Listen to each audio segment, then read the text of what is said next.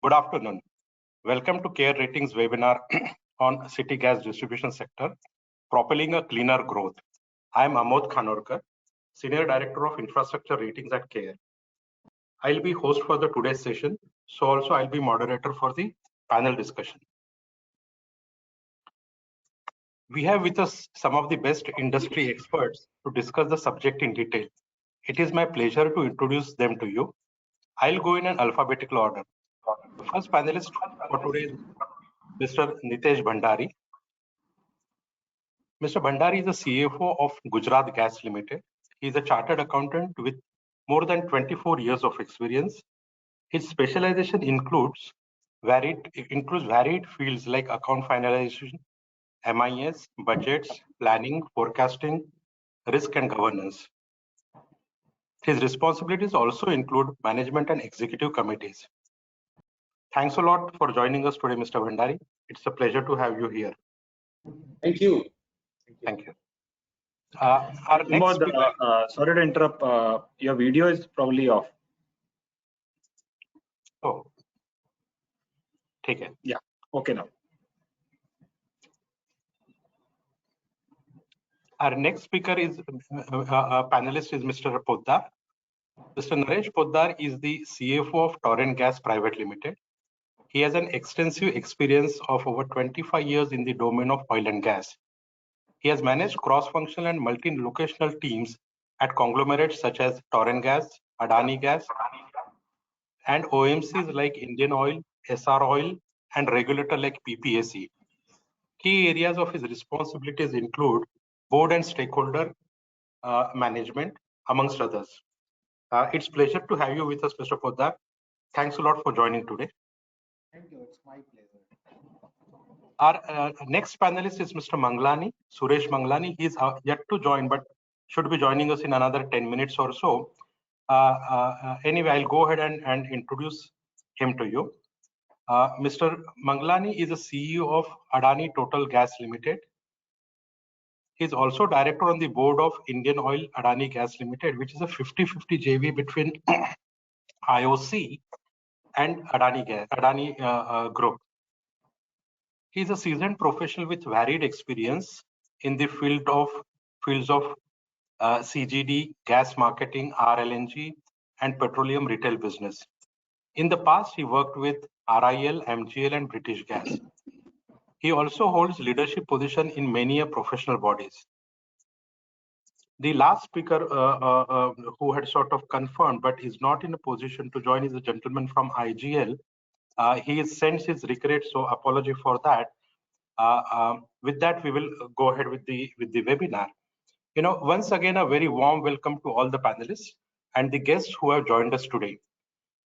I'll take 2 minutes to introduce the topic as to why we are doing this, what we are trying to discuss today, and so on.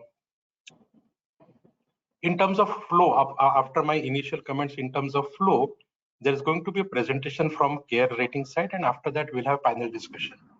Post the panel discussion, we'll have a Q&A session with the members of the audience.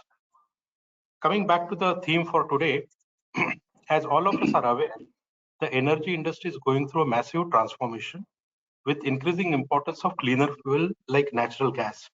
The CGD business, the city gas distribution, it has grown significantly in the last couple of decades. We have now a coverage of something like 53% by geography, and by population something like 71% post the completion of 10th round of bidding for a CGD GAs. With 11th round, which is on anvil, it is bound to report a significant growth, and the CGD will be also aptly supported by the fact that the government bodies through say GAIL and so on, the network of pipeline, cross-country pipeline, that is also augmenting well, which is very complementary to the growth of CGD business. In today's webinar, we take a deep dive in the CGD sector and see how it has fared. What are the challenges that it faces? What are the opportunities? Where do the threats come from? What sort of a regulatory landscape do we have? What does it mean to the players and so on? Some of the specifics that we will touch upon, they include the impact of the hike in the gas prices which we have seen recently. We also see the implication of EV and green hydrogen on CGT players, specifically on their CNG business. We try to dabble in the aspect of open access and marketing exclusivity. What do these things mean to the players, and how will it pan out as far as the industry is concerned. I will not take any more time, and I'll now request my colleague Naresh to take us through the brief presentation from CARE's side. As I said, post that we'll have discussion with the panelists and subsequently a Q&A with the members of the audience. Naresh, who is my colleague, is an associate director of ratings and he is an energy sector expert. Naresh is aptly supported by my colleague Janki Aswani, who's helped him and helped me to put this whole event together. With that, over Naresh, over to you, Naresh. If you can take us through the presentation. Thank you. Thank you, Amod, for the introduction. My name is Naresh, and I would be making a presentation and elaborate on a few of the points which Amod briefly touched upon in his opening remarks. In this presentation, we'll first have a glimpse of the present share of natural gas in the overall Indian energy basket and also the way forward. We'd also touch upon how CGD sector led by the recent rounds of bidding and the expanding pipeline network is going to play a pivotal role in the overall gas consumption mix in India. CGD sector, with its near monopolistic nature, traditionally has maintained stable profitability, which has largely been driven by the CNG segment, and the same continues even with rise in natural gas prices. We shall also touch upon the evolving threat to the CNG segment from the increasing thrust on the electric vehicles and the regulatory landscape, which is likely to shape the sector going forward. We move on to our first slide of the presentation. India is the world's third largest energy consuming country with total consumption of 880 million tons of oil equivalent at the end of year 2020. Energy consumption in India has doubled over the last 2 decades, with around 70% of that demand being met by coal and oil. The share of natural gas in India's primary mix was around 6% in 2020, as against around 24% globally. The government of India is putting great emphasis on India being a gas-based economy, and therefore it has committed to achieve 15% share of natural gas in the primary energy mix by the year 2030. On account of bleak outlook for gas-based power plants in India, the growth in natural gas in India's energy basket is largely expected to be led by the CGD sector. Coming to our next slide, the natural gas consumption in India has increased from 141 MMSCMD in FY15 to 174 MMSCMD in FY22 till date. On account of largely stagnant domestic gas production, India's reliance on imported RLNG has increased year on year in order to meet the rising natural gas consumption. Out of the total natural gas consumption, the share of CGD sector has also consistently increased from 12% in FY15 to around 18% in FY22 till date. The only exceptional year was FY21, where there was a decline due to the pandemic. With the GAs awarded during the 9th and 10th round, and likely GAs to be awarded in the 11th round, the share of CGD in the sectoral consumption of natural gas is likely to increase going forward. We will move on to our next slide. The year 2006 was kind of a beginning of the new era for the CGD sector when the PNGRB Act was notified. PNGRB started competitive bidding process to authorize GAs. Also, the CGD sector underwent a massive transformation and growth in terms of the number of GAs, area and population coverage post the rollout of the 9th round. Till 2018, India had only 92 GAs covering around 11% of the total area and around 20% of the total population. With larger number of GAs awarded in 9th and 10th round during 2018, so also in the upcoming 11th round, India is likely to have total 293 GAs with area coverage of over 80% and population coverage of over 90%. Considering this, the coverage is going to significantly go up with infrastructure rollout under the minimum work program for all the GAs in the coming 5 to 8 years. The CGD infrastructure in terms of number of CNG stations and PNG connections has also grown in line with growth in the number of GAs.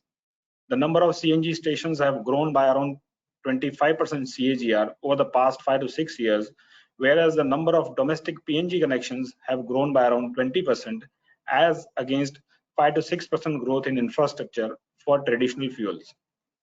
Going forward, the CNG stations are expected to grow at a CAGR of around 13% and the domestic PNG connections by around 22% by the year 2030. As discussed in the previous slide, Government of India has committed to achieve 15% share of natural gas in the primary energy mix by 2030. In order to achieve this target, there have been various policy initiatives by the government for promoting the sector. BS6 emission norms were implemented from April 2020 for phasing out diesel cars. Various pollution control norms have been imposed, like ban on coal gasifiers in the ceramic industry by the NGT. Various state governments are promoting conversion of diesel buses to CNG, so also procurement of new CNG buses. Also, there is allocation of APM gas for the CNG and domestic PNG segment, coupled with marketing and infrastructure exclusivity for a specified period, leading to monopolistic nature of the sector.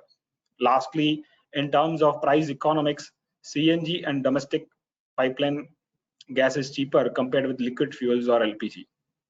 Earlier, coverage of CGD network in country was also hampered due to connectivity of the GAs to the trunk pipelines. Gradually, there has been a significant growth in the trunk pipelines with total length of around 12,600 kilometers as on FY21 end. Also, around 20,000 of natural gas pipeline is under various stages of implementation. Thus, the new GAs are expected to be supported by expanding pipeline network going forward. In the coming 3 slides, we will be discussing on the profitability metrics, impact of increase in the gas prices, and the evolving competition from the other alternative fuels. There are broadly 4 customer segments for CGD players, led by CNG, followed by domestic PNG, and then by commercial and industrial PNG. For CNG and domestic PNG, there is APM gas allocation by the government, whereas for the commercial and industrial segments, the incumbents have to rely on imported RLNG. In light of the availability of cheaper domestic gas, the profitability of CGD players with high CNG volumes have been traditionally higher. The industry aggregates of top 4 CGD entities comprising over 70% of the industry volumes suggest higher weightage of CNG in the overall profitability mix. Having said that, profitability of the CGD companies is also a function of gas sourcing mix, transportation charges, local taxes, among others. We'll move on to our next slide. While overall profitability may vary depending upon the revenue mix, the individual segment profitability as represented by the price trend in CNG for one of the entities shows a largely stable trend. The government recently increased the APM gas prices by around 60% to $2.9 per MMBTU with effect from October 21. The CNG segment gross margin of the CGD entity continued to remain stable at around 20 rupees per SCM before and even after the price hike. This undermines the pricing power of CGD entities in this profit-heavy segment. The pricing power in the CNG segment is also a function of economics over the competing liquid fuels. In the next slide, we will see that apart from the CGD sector being cleaner than the present competing fuels, the government is also putting great emphasis on the various other cleaner energy sources like electric vehicles and hydrogen in order to meet its climatic goals. On the top left side, we have presented the growth in the number of CNG and electric vehicle registrations. As can be seen from the graph, EVs have witnessed higher growth in the number of registrations over the last 4 years. The EV registrations, though, includes largely the two-wheeler segment, which is not a direct competition to the CNG business. The trend, however, suggests an increasing acceptability of the electric vehicles as an alternative to competing fuels. The global trend in the EV cars, as presented in the bottom left, suggests a higher level of acceptability world over, more particularly in the developed economies. On a relative mapping, the traditional fuels continue to have an edge in the refilling infrastructure and refilling time. On the other hand, EVs and hydrogen-fueled vehicles are more promising environmentally. The nearest competition for CNG vehicles is evolving from the EVs, electric vehicles, with better fuel economics and also the boot space. The government has rolled out faster adoption and manufacturing of hybrid and electric vehicles policy, in which it aims electric vehicles sales penetration target at 40% in case of buses, 30% in case of private cars, 70% in case of commercial cars, and 80% in two-wheelers and three-wheelers by the year 2030. Also, various state governments have been promoting increasing usage of EV buses in the urban centers. While considering the overall mapping, the CNG vehicles continue to be an edge better in terms of overall cost of ownership. However, the evolving threat from EVs over the medium term cannot be ruled out. In the coming slides, we will be touching upon the key regulations. Now moving on to the next part, which is the regulatory framework of the CGD sector. Till now, CGD entities have enjoyed monopoly-like situation due to marketing and infrastructure exclusivity. However, most of the older GAs have completed their marketing exclusivity period. We will be touching upon the key regulatory changes rolled over the last 1 year, which are likely to shape the sector going forward. We move on to our next slide. In November 2020, PNGRB notified the unified tariff policy on the gas transmission. The natural gas transmission pipeline network was earlier divided into multiple zones, with each zone comprising of around 300 kilometers. Under the unified tariff policy, the pipeline network will now be divided into two zones, with zone 1 being the first 300 kilometers from the injection point, whereas the balance pipeline would fall under zone 2. The transmission charges would now be bifurcated in zone 1, having 40% of tariff as compared to zone 2. This policy will be largely neutral for the gas transmission companies. The CGD players near injection point will have to now bear higher gas transmission cost, whereas the CGD players in the farther zones, mainly the zones 4th and 5th, are likely to benefit the most. The unified tariff policy is aimed to attain better penetration of the CGD business in the country due to rationalization of gas pipeline tariff across the country. The next very important set of regulations which have been notified by the PNGRB are the open access regulations. The regulator has notified the regulations governing open access for CGD networks whose marketing exclusivity has ended. In September 2021, the regulator has identified 50 GAs, including Delhi, Mumbai, and large parts of Gujarat as common carriers. As per these, third parties can enter GAs after the expiry of marketing exclusivity upon payment of network charges, so as to allow the incumbents to earn 12% post-tax ROCE. Under the open access regulations, the incumbents have to reserve at least 20% of their network and compression capacity for the third-party players. If that capacity falls below 10%, the incumbents would have to expand their infrastructure. Naresh, I think slides are not moving. Huh? I don't know if Janki, can you just check that? She has changed. Okay, you continue. I think Mr. Bhandari, at your end, can you see the slides moving? No, the slides are actually not moving. I didn't want to stop the flow. So I just. Oh. Yeah. I think. Okay, so you continue. You are on what, open access? Yeah, this is, I think, I'll just now restart the open access point. Starting this slide. Yeah. The The next very important set of regulations, as we said, which have been notified by the PNGRB, are the open access regulations. The regulator has notified the regulations governing open access for CGD networks whose marketing exclusivity has ended. In September 21, the regulator has identified 50 GAs, including Delhi, Mumbai, and large parts of Gujarat, as common carriers. As per these, third parties can enter GAs after the expiry of marketing exclusivity upon payment of network charges so as to allow incumbents to earn 12% post-tax ROCE. Under the open access regulations, the incumbents have to reserve at least 20% of their network and compression capacity for the third party players. If that capacity falls below 10%, the incumbents would have to expand their infrastructure. The existing CNG stations on oil marketing companies' outlets, CNG stations operated by dealers and franchises of authorized entities shall not be considered for allowing the third party open access. The impact would be significant for players with higher share of PNG industrial on account of price sensitive customer segment and also high profit margin CNG segment. However, clarity on natural gas allocation for these new players is yet to emerge. The next slide pertains to the infrastructure exclusivity of the CGD players.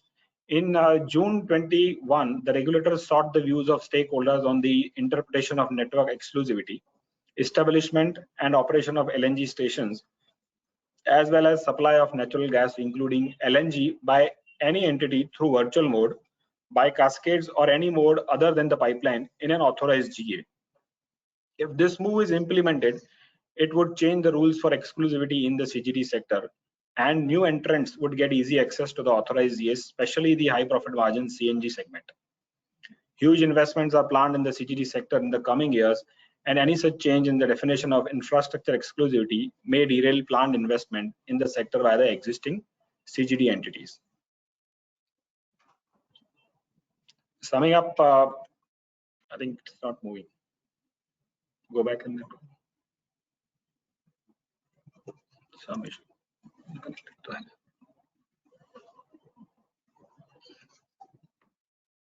It's connected. Go back in.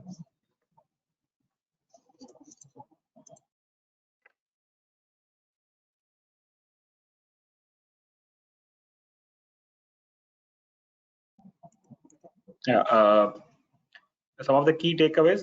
Summing up our presentation, we highlight here some of the key takeaways.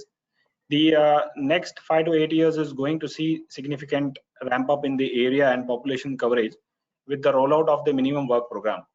Under this, the CNG stations and PNG residential connections are expected to grow at a CAGR of 13% and 22% respectively during the next decade.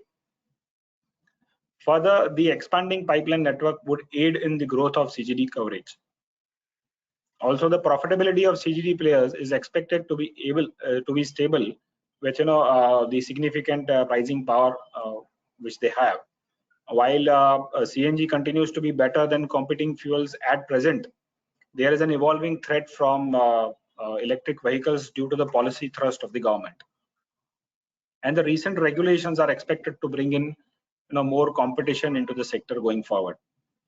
With this, I end my presentation and hand it over to Amod for further proceedings. Thank you.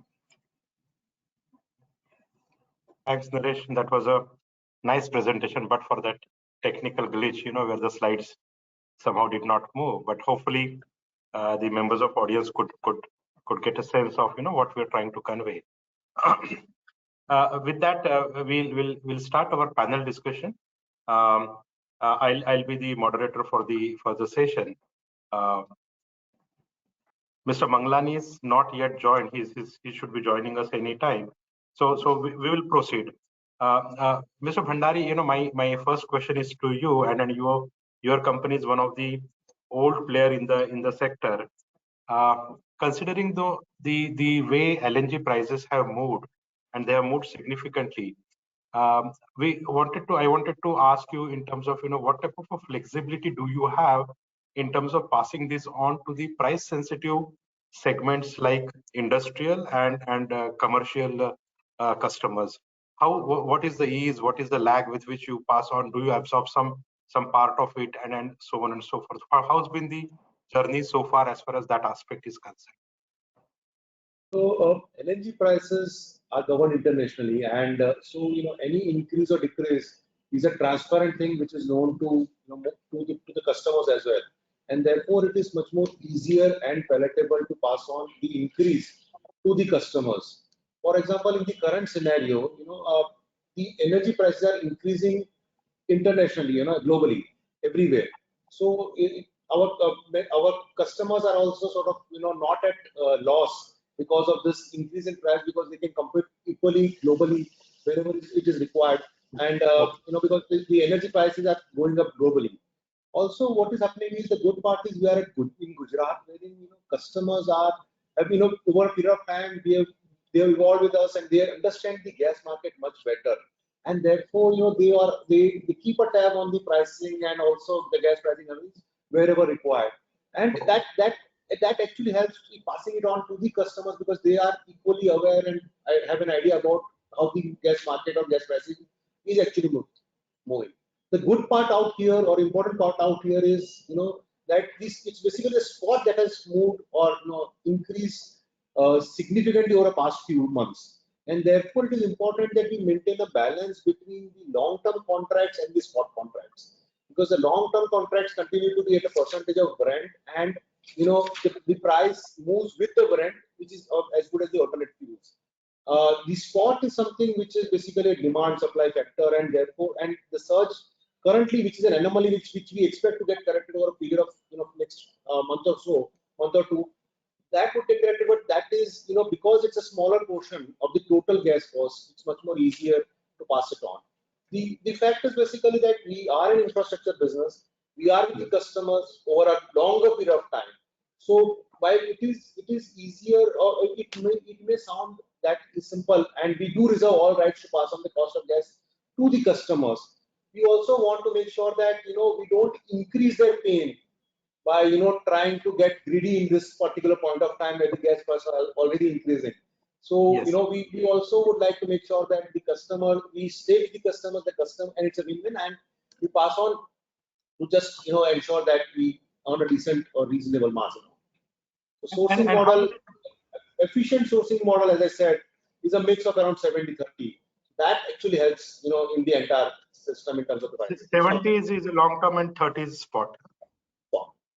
And then what's experience, and how does it work for the domestic and your CNG, this thing which is possibly coming from the sort of APM type of or the locally determined prices, that sort of thing, that gas, and that also has gone up. It has, I think, six monthly reset and is benchmarked to a couple of international benchmarks. So over there, how's the experience? So on the DOM and CNG, the prices of alternate fuel, that is petrol and diesel, are much higher. And APM price, while it is in terms of the percentage, it has increased 60%. It's like basically still at around $2.9 per MMBTU, which is significantly, which is not sort of still at a much more reasonable level. And again, it's a pass of a gas cost which we need, which needs to pass on to the customers, which we have been able to do it efficiently. We have been sort of dealing with such price rises over a period of time, and customers have also sort of grown along with us. So that has been. And frankly speaking, but on a competing fuel, government also very recently cut the duties, excise and so on, and pretty sharply at that. So your competitiveness of your products, that still continues to be good in spite of the alternates coming down so significantly. There was a huge cut, right? I mean, 15-20% in terms of 5 rupees and 10 rupees. Yeah. So petrol, diesel, we primarily compete with petrol, and that was around 5 rupees. And we are still very, very comfortable and competitive, as compared to petrol still. And yeah. So that competitiveness continues. I mean, in terms of hit that possibly you have to take, that could be for some time till you pass it on everything through the system to the end customers. And customers come on board in terms of those increased prices. Great, thanks a lot. So we are joined now, by Mr. Manglani also. Mr. Manglani, welcome. We were waiting for you. We ran through the presentation from CARE side and a round of introductions. We ran through your introduction as well.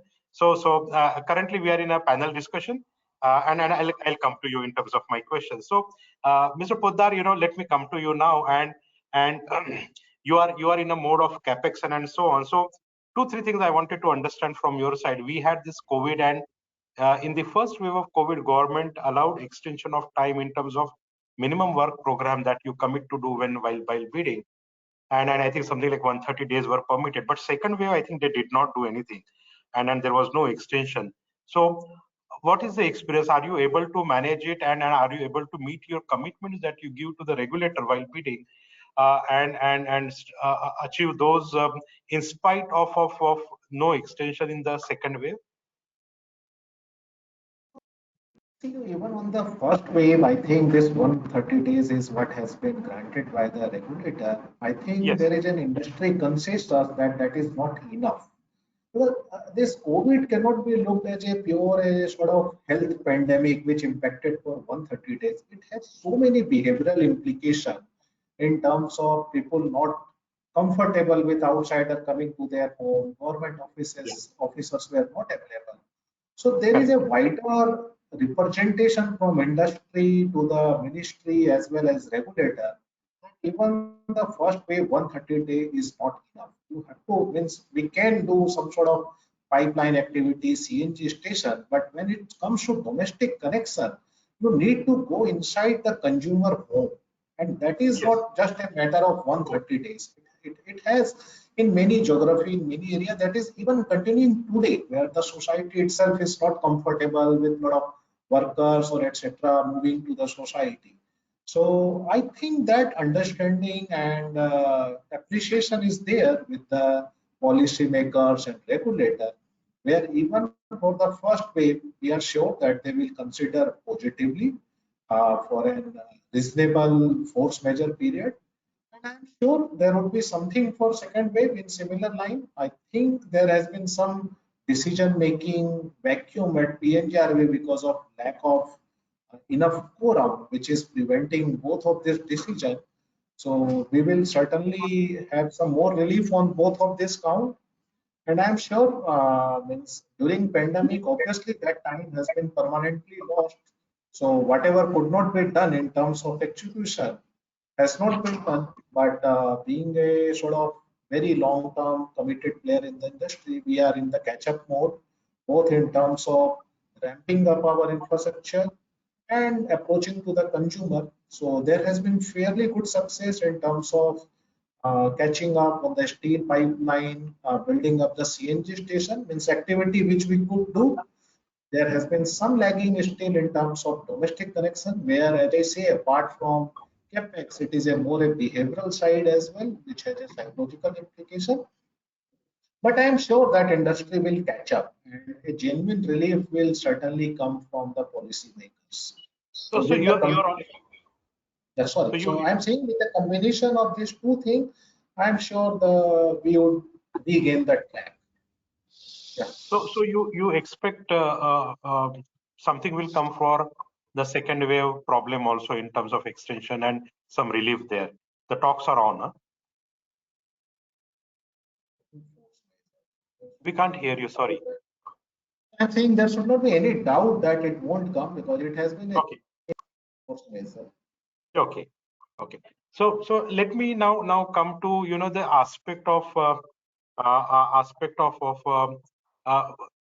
the because you are also in a sort of a continuously capex mode, relatively new player, and so on. One question that I wanted to touch base with you, Mr. Poddar, was the PNGD, the domestic consumers. That's not a very lucrative segment from the profitability perspective and so on. In cities like Mumbai, Delhi, Gurgaon, and things like that, because they're so densely populated, I think it makes a lot of sense. But otherwise, when we go to tier 2 and tier 3 cities and so on, it may not be so. So what is your take on that? Because you are going to be in a couple of geographies. So how do you look at this particular aspect of of a commitment to the PNGD and having to deal with the geographies which could be somewhat sparsely populated and so on and so forth, and you need to still pull the pipeline and supply the customer and so on?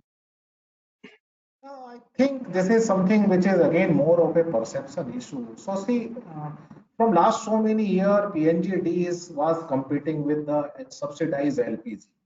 And even at that level, they could have reasonable market share with a very good reasonable profitability. Means, probably I would say in last decade, none of the CGD has ever lost a single rupees by serving the domestic connection.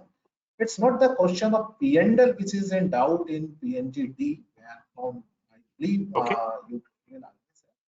Probably the perception gets tweaked more in terms of ROC or ROE, where perhaps the upfront costs are high. So you can say, yes, Yeah. compared to probably other segment, to begin with, ROC or ROE may not be in line with the other segment. But you have to see that the PNGD is something which is not there for a year or two. It is there for decades. Yeah. And the capex on each new customer keeps on going down. You build some upfront capex in terms of steel pipeline. So Correct. see, I may be starting with a slightly high upfront capex, but by 7th year or 8th year or by 9th year, probably each new domestic connection will come at a zero capex, because then only what you have to do is the LMC, last mile capex, against which there would be some security deposit will. So PNG domestic, you have to see that capex keeps on coming down. With scale, the OPEX keeps on going down and your margin improves. So perhaps there is only a time lag where the ROE reaches into a comfortable zone. But from day one, I believe it's, and from sustainability perspective, from a long term, take the example of COVID period, when that during those 6 months, I believe that was the only segment which was still running at a full capacity. So, Yes. so to Yes. that extent, and from a long-term sustainability, there is nothing even on the horizon or mindset which can replace a booking application. So from all those perspectives, and I would say you have to factor the pricing power as well. See, from how quickly you can adjust the domestic price. Now you are competing with the non-subsidized LPG, and still I believe as a household, the gas is still the cheapest utility compared to your broadband or maybe Netflix or maybe your electric connection. So I Interesting. believe in a domestic connection, we have a lot more pricing power, which is still not appreciated, because so far the industry has been very responsible in pricing. And I'm sure even in future we would be responsible, but that doesn't mean that the leeway is not. Got it. Got it. It's a good company. You mentioned Netflix also. I mean, You say whether Netflix or Prime means something in terms. I understand. I mean, at times, people, all of us and customers, they don't mind paying for some of this, and then when gas prices move a bit up and down, and there's so much of a hue and cry. So, very, very, very well said, Mr. Poddar. So, let me come to the next issue, and an important one, and I come back to you, Mr. Bhandari, and this is on open access. The open access has been sort of permitted in the sector, and the evolving regulatory landscape and end of marketing exclusivity for the older GAs, that will bring in more competition for the incumbents. So how do you see this issue? How do you prepare for this? Or how do you feel about this? So my friends on the panel will agree that we are currently at a very nascent stage when it comes to the CGD industry.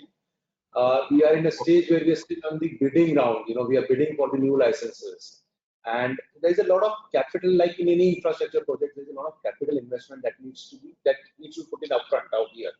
So that capital investment needs to be protected and also appropriately remunerated, rewarded.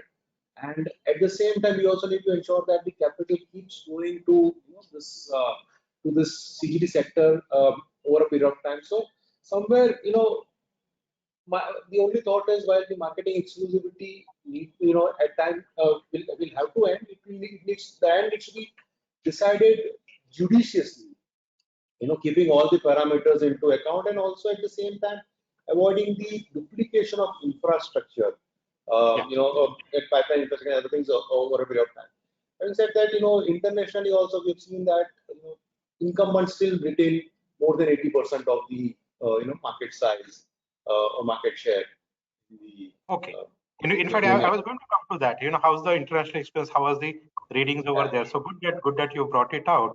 So thanks a lot for that, Mr. Manglani. So let me come to you on the same issue.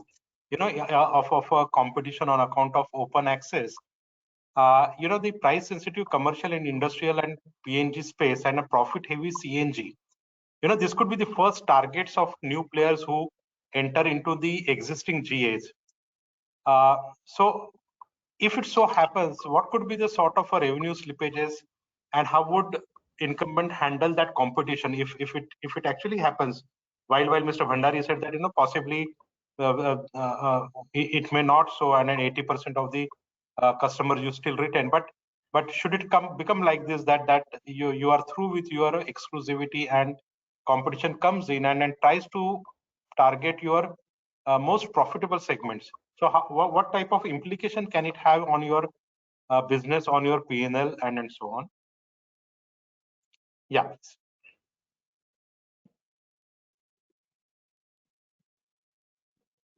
We can't hear you.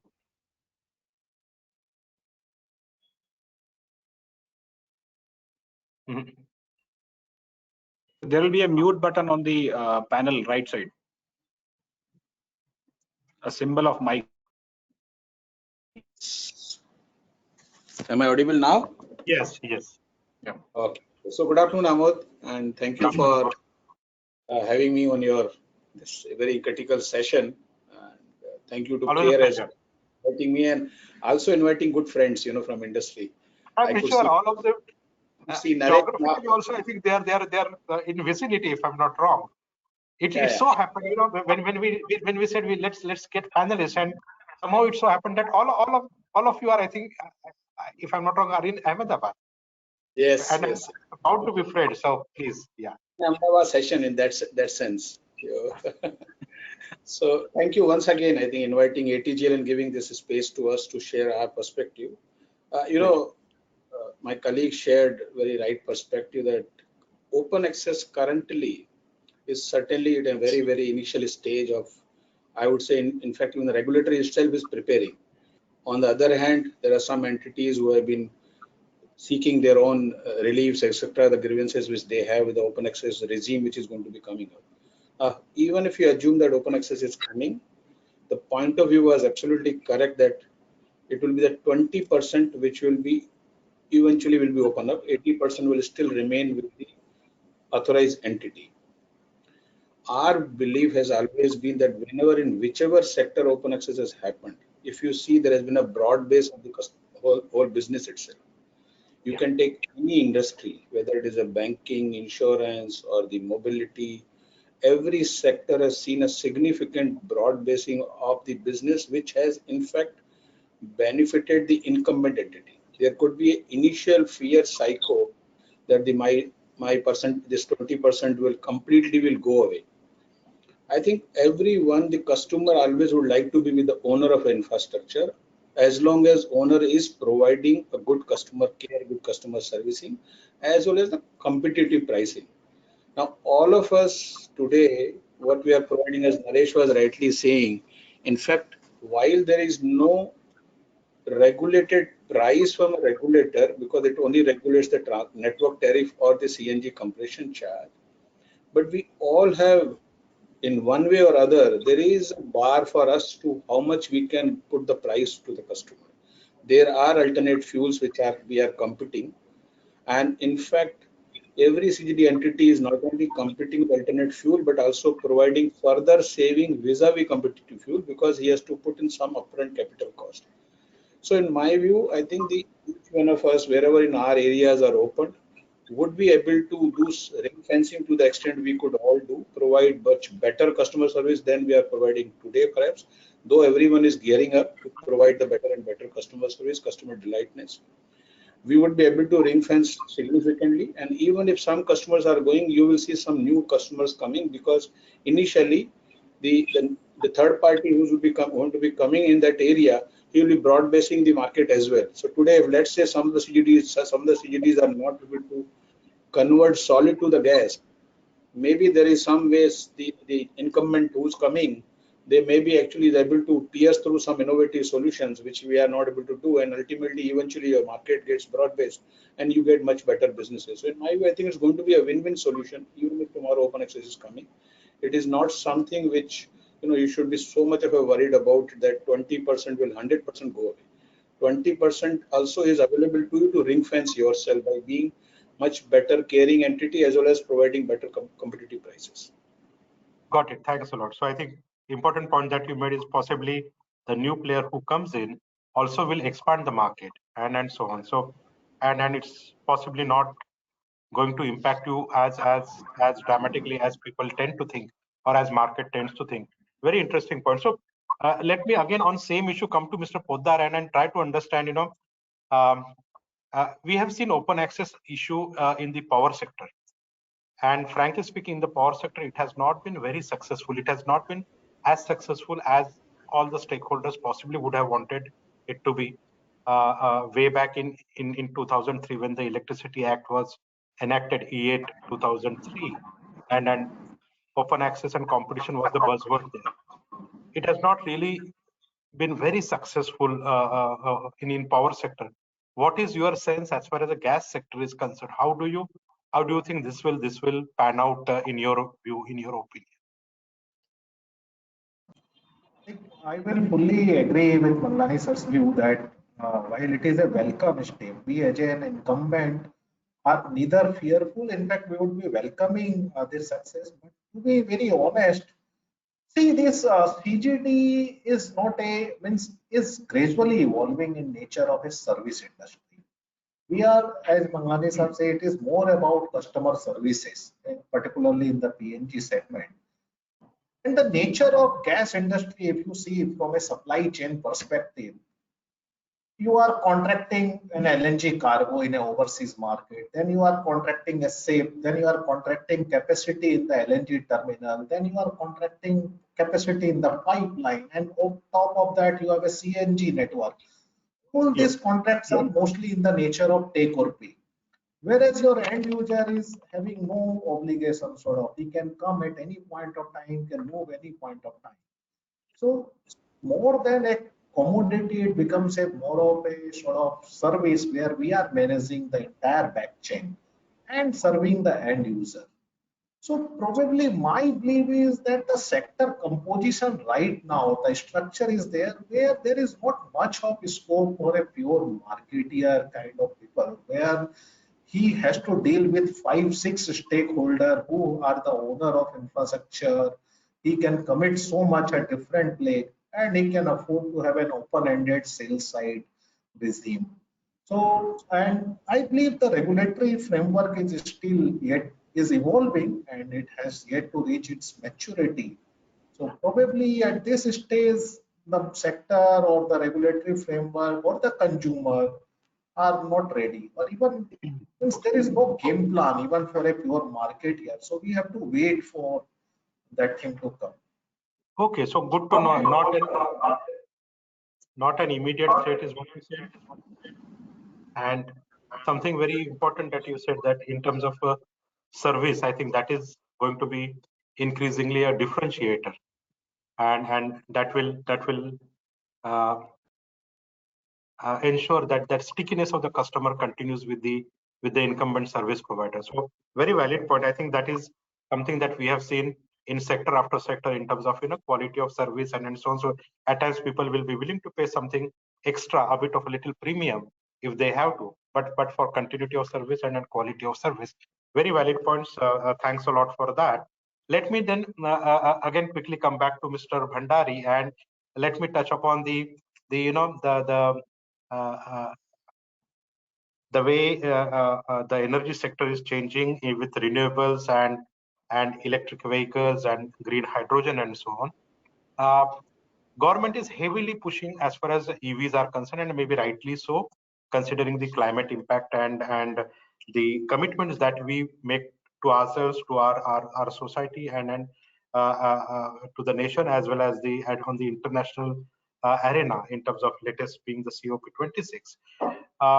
The push for EVs is very strong, and in CGD CNG is something that which is a profitable segment for you, and that possibly will be impacted by advent of EVs. So how do you look at this particular issue? So, Amod, to answer the question, one is basically that EVs currently, they have a lot of issues need to be answered. One is basically about the infrastructure setup around it, the battery life, the cost of operations in terms of the battery life and other things, and also in terms of what would be the total life cycle cost and what would be the load bearing capacity of an electrical vehicle. So those questions need to be answered conclusively for us to sort of really have a good push on the EVs. As we and the second part we'll discuss. I mean, in terms of the environment, the key important fact is basically that EVs would be in terms of environment would only be better off if we generate electricity from a less polluting fuel, be it renewable or something else. Because as of now, India is still dependent primarily on coal in terms of electricity generation. But having said that, what we also, picking up from where Mr. Suresh Manglani left, it is also about broad basing the entire segment. There are a lot of things that are, in terms of SCV or LCV or HCV, those areas will, and even the diesel segment will be replaced by, EVs. So it's not only about, the new segments like HCV, LCV or, other areas. That are the areas where, there will be EVs surviving, or CNG and LNG surviving along with EVs. So it's about, getting into new areas, new market, and broad basing the entire market. And that will ensure that, while EVs grow, CNG, LNG also grows along with it. The total market share. Sorry, we are not able to hear you, Amod. No, thanks a lot for your response, Mr. Bhandari. I think valid points. I think as the point that you made is of course very it hits the nail on the head in terms of if the energy that you get for running the EVs, it has to essentially come from less polluting. Otherwise, it doesn't make sense. I mean, but I think the whole game plan is to have more and more solar and wind, and then possibly pump it into the grid and so on, either by way of energy and electricity itself, or converting liquid into hydrogen and then use hydrogen again back through fuel cell or something. But I take your point, a valid one, and I'll come to you, Mr. Manglani, on the same issue, and there is a push for electric buses, at least in the urban centers. Government has aggressive targets under FAME for EVs. Now, my question was this: if EV and hydrogen become a reality much earlier than possibly all of us think today, because of some reason, whatever reason, how will the recovery of the costs for the incumbent CGT player happen? I mean, you have spent so much money establishing the network. How do you then recover it if something like this were to happen? It may not be totally implausible to think that something like this can happen. May not turn out to be reality, but I just wanted to pick up your brains on that. So I think it is very important question, and it is everybody's mind. When the CGD is being a listed company, ourselves we are investing. Everyone is asking us the same questions. How are you seeing EV onslaught? Is your investment cycle still intact, or you are having some decision on downgrading your infrastructure, this capex part? So very pertinent question, and we see everywhere. Every visitor asks the same question from us actually. And we have been stating this very openly to everyone that EV is going to be coming. It's inevitable, which we see everywhere. We could see the government's mind, we could see the government push the way it is happening on EV, whether in terms of two-wheeler, three-wheeler, four-wheeler, or the buses. not only the incentive on the vehicles, but also incentive on charging facility, incentive on several other things are happening. So the EV is going to be happening there. EV is going to be coming in India. Now, what is our take on this? Our take has always been that India, being a developing country, would still have a significant amount of a CNG at a center stage. We see there is a mixed paradigm of technology being operated in India. There will be MS for quite some time more, including 35, 40 years, till 2035 or 40. Diesel could be declining or could go away. Maybe we need to see, because we are seeing the Maruti, how OEMs are announcing. CNG would play a major role, because for the time, another 7-10 years, we see CNG still staying as a mainstay fuel, with the way country and the Prime Minister is pushing very hard on the increasing the share of natural gas in the overall basket. Government is pushing very hard around. So we do not see a significant impact of an EV on a CNG business. If you see any projection, there have been several projection of a very leading consulting firms in India as well as the overseas firms about India. The best, I would say, the projection says by 2030, which is 9 years from now, maximum penetration which is being seen is 20%.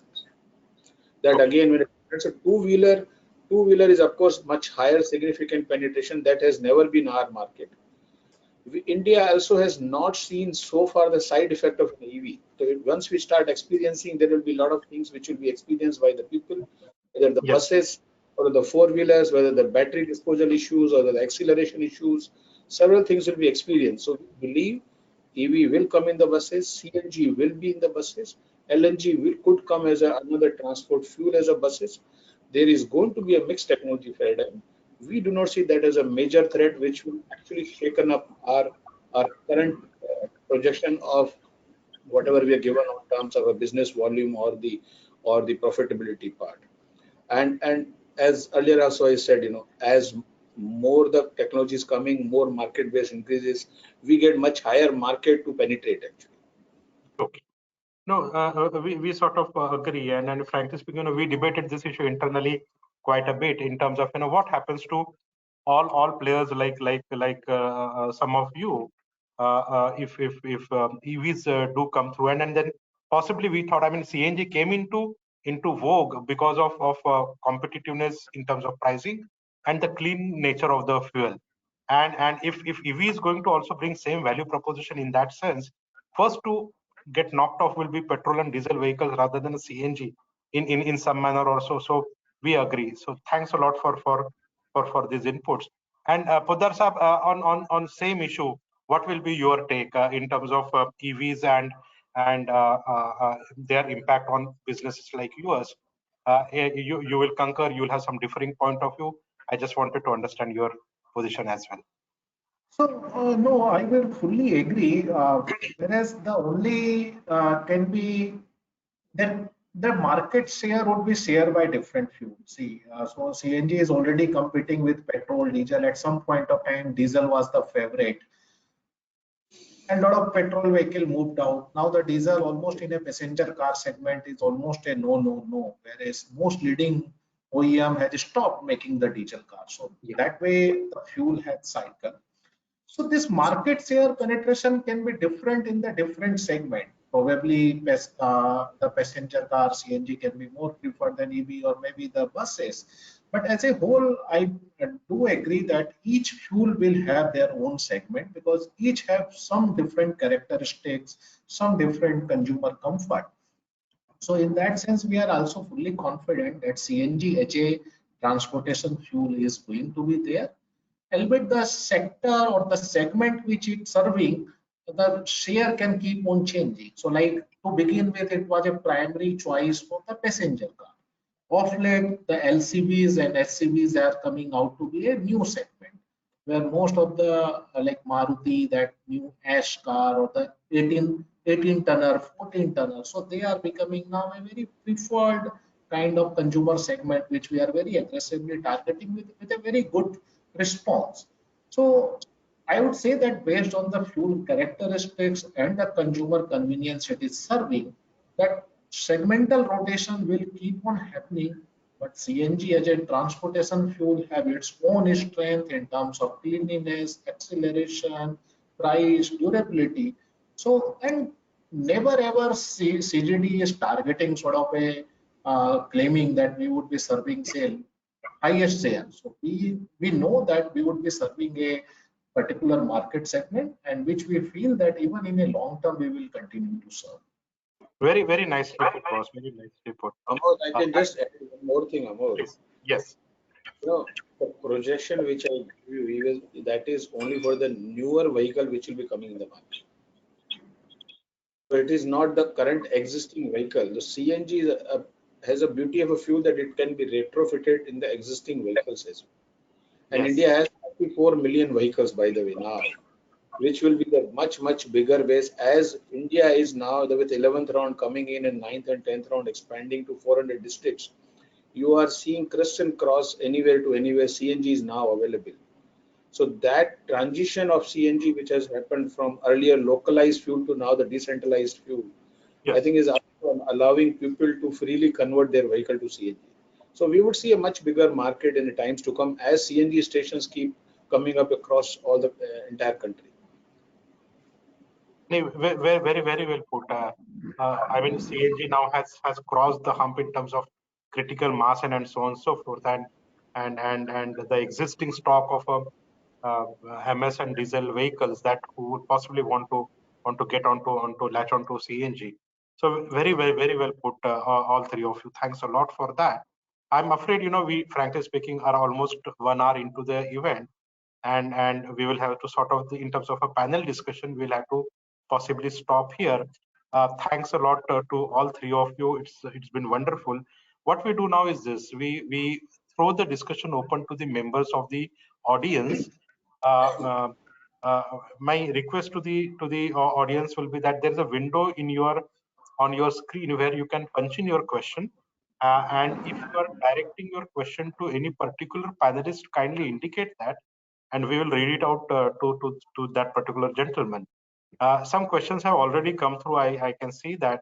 So Naresh, can you read out the questions and please let us know if it is meant for a specific panelist or if it is general, then fine. So please. We have got a few questions, and there is one question by Mr. Shivam, and I would request Mr. Manglani if he can have a crack at this.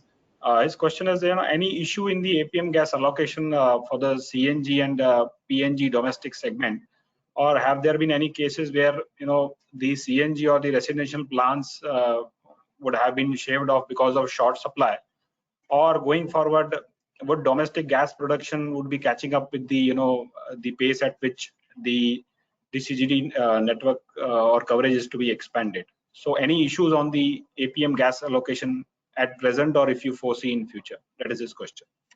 Mr. Manglani. No, it is a very good question. I think your audience of the sector, and they have done a very good homework before coming to this first question. This is a very critical question again for the CGD industry. Yes. No per se major issues around the allocation. Industry is given the APM gas as the government has assured. During the last, post-COVID, it has so happened that there has been a significant surge in the demand of a CNG. Industry also has performed extremely well in terms of setting up a newer CNG stations. So the methodology of an allocation which was there, which was allowing us to use entire gas from APM quota, has actually resulted into some sort of additional demand to be met through RLNG. So that, what has happened is every industry varying depending upon how much surge they have seen in the demand versus what was their base earlier pre-COVID quarter. That has resulted into some of the varying degree of getting the RLNG quantity into their mix. And that issue as an industry, actually together we had taken up with the government, and we saw a very wholehearted support from the government. Government want to see this industry growing. Government is seeing much larger interest, which is served with the PNG and CNG, which has been done. So we are quite assured that this small and temporary issue which we saw of RLNG coming up in addition to the APM gas, and we meet our demand put together with both components, we believe that this RLNG portion will get significantly reduce the new allocation, which will start now any time. It's basically a 6 monthly, which now government is trying to modify to quarterly. We have been requesting them on a month lag basis. They should give us. This deliberations will continue, but they are very constructive and positive deliberations. So I am not seeing currently any much major issue on allocation, because we see a very supportive government. We see a very constructive regulator. So we are not seeing much of an issue around allocation of gas, and our plans of expanding PNG and CNG both are intact. Okay. So there's a question that has come at my end, and for Mr. Poddar, I think that it will be, so there's this, while marketing exclusivity ends, there is an infrastructure exclusivity. I think that will continue, and that's, I think, some white paper around that in terms of discussion from government side. So will it really work? I mean, marketing exclusivity goes off, you can go in and sell, but infrastructure controls remains with the incumbent. So how do you see that two things playing out? So as we discussed so far on open access, that there is nothing immediate, but from a regulatory perspective, I think that is very much clear and given that for first 8 years there is a marketing exclusivity, and after that for a 25% capacity, any incumbent can come and sell, which we say we are neither fearful, and perhaps from a perspective of broadening the market, that is a welcome thing as and when it happens. So far infrastructure is constructed, this pipeline, etc., are constructed with a 25-year perspective. So if you see the steel pipeline or MDP pipeline, and a life which goes much beyond 25 years. So MDP can last even 50 years, 100 years. So obviously when you are laying this kind of infrastructure, you have to have an economic right for a longer period.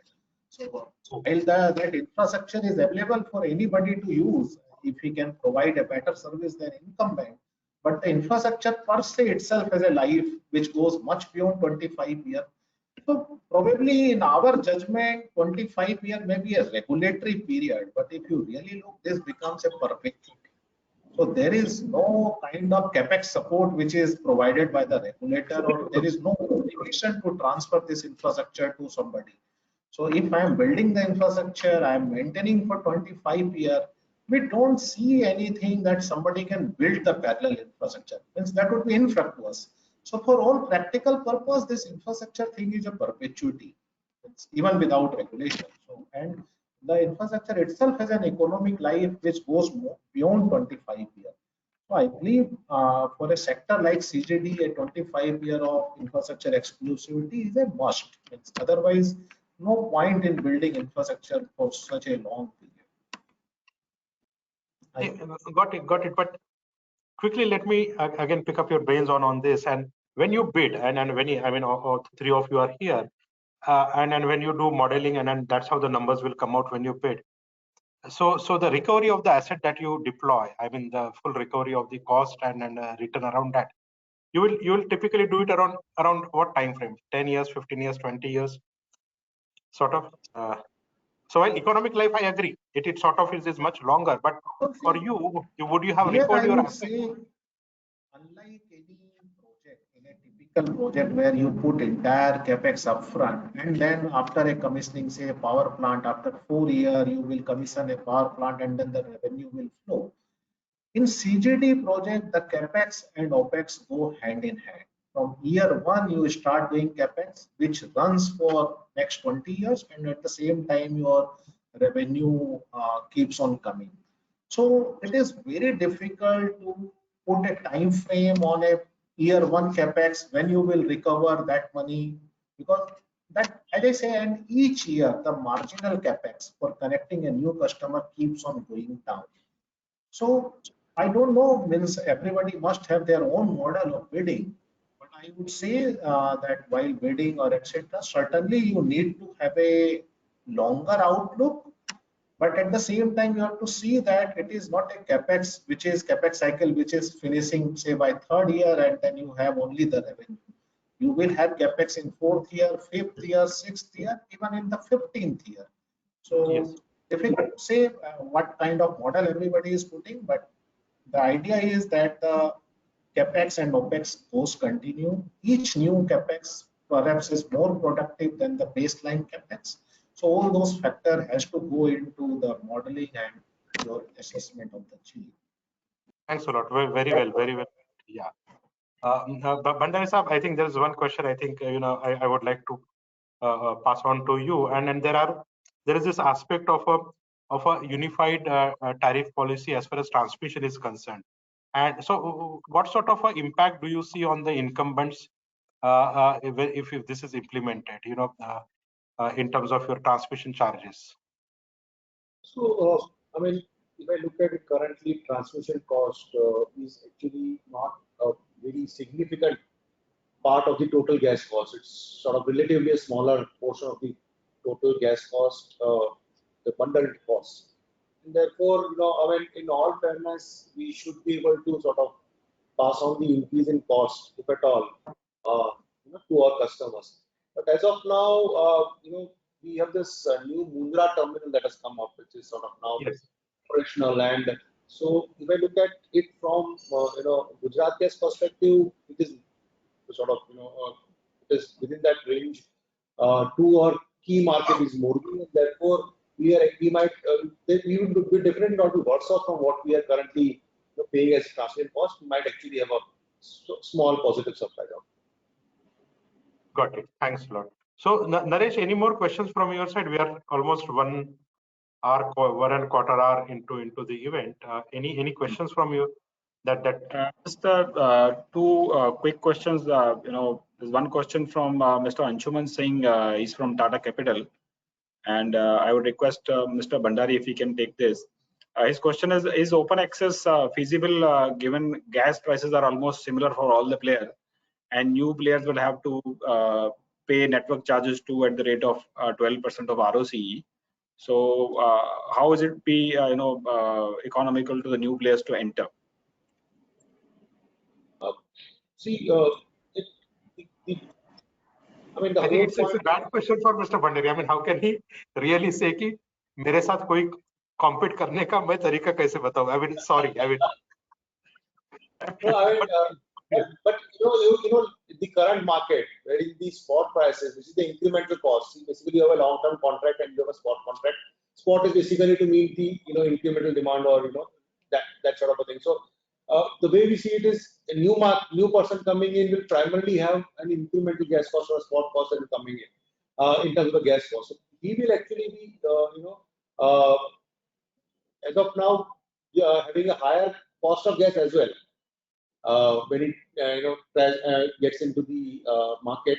Having said that, as you discussed, it's primarily about the fact that the end-to-end cost that has to be there, and at the same time, when we look at, as Naresh also said, when we as CGD operators, we book all the contracts in terms of be it from right from importing LNG to the LNG, the offtake of it, the transportation contract and everything, and those long-term contracts actually will actually help us in the current regime where the long-term contracts are at a much more reasonable level in the spot levels. Yeah. So, frankly speaking, what I thought in terms of in the question that has been asked, I think for some party, for some reason, they are in position to procure the gas a bit more efficiently. One, that will be one requirement. Second will be that this particular party who wants to enter will have to be really deep pocketed and a very serious player who really wants to get into the business of a CGD, even with losses in the initial period. Someone like that. Otherwise, it frankly doesn't make sense. Who's coming to trying to make a quick profit or an early profit? That's really not going to work. So Mr. Bhandari has answered that. Yeah. Anything else that is there?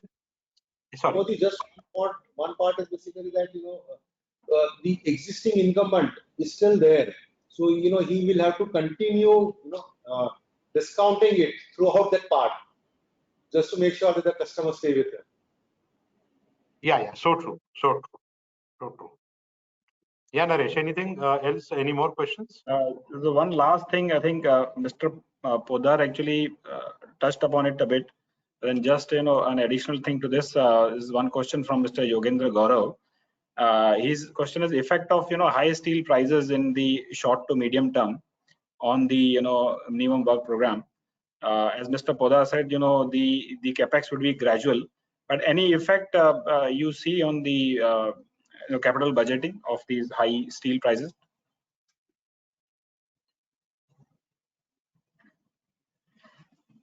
So you're on mute probably. As you rightly say, our capex is not a single shot capex. It will keep on happening over the period.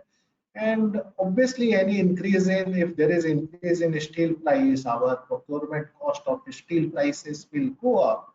But at the same time, your capex budget is not only the material part. Still, I believe the material for CGD is still not more than 35 to 40%. It's a 60% which is execution side. So probably those kind of some cost overrun and saving keeps on happening.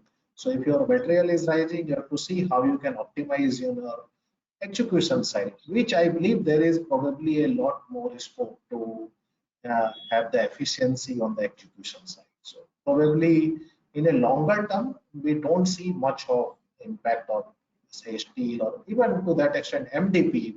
Probably that may have also increased so to some extent. True, sir. Great. So since that was a sort of a last question, I think we also come to an end of this round and possibly end of the event itself. So, my heartfelt thanks to Mr. Bhandari, Mr. Poddar, and Mr. Manglani for taking out time. And we are aware that you have a very busy schedule through the day, and very kind of you for all three of you to agree to join us today for this event. My thanks are due to the members of the audience who joined us today for this event and made it much more interesting by asking all the questions that have been posed. Thanks a lot to all of you. My thanks are due to my colleague Naresh and Janki, who took a lot of efforts to put this together. With that, thanking everyone once again, we'll come to end of this particular event. Thanks a lot, and we will end now. Have a good evening ahead. Bye for now. Thank you. We are thank everyone. Thank you on behalf of everyone. Thank you very much. Thanks for having us. Thank you, Mr. Manglani. Thank you, Nitesh. Thank you, Mr. Amod. Thank you, Naresh. Thank you. It was a pleasure. Janki, you can close now. Yeah, thank you. Good evening, Ajay. Good.